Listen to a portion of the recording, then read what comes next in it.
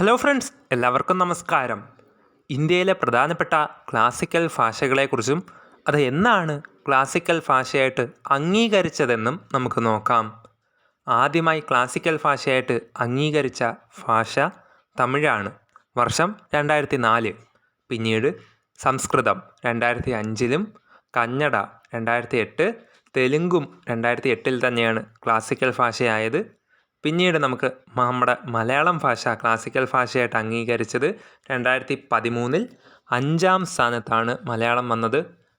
പിന്നീട് ഒഡിയ 2014, മറാത്തി, ബംഗാളി, ആസാമീസ്, പാലി, പ്രാകൃത് എന്നീ ഭാഷകൾ 2024-ലുമാണ് ക്ലാസിക്കൽ ഭാഷയായിട്ട് അംഗീകരിച്ചത്. ഇതുപോലെയുള്ള കൂടുതൽ useful PSC related topic wise വീഡിയോസിനായിട്ട് ചാനൽ സബ്സ്ക്രൈബ് ചെയ്ത് കൂടെ ചേരുക. ഏവർക്കും നന്ദി, നമസ്കാരം.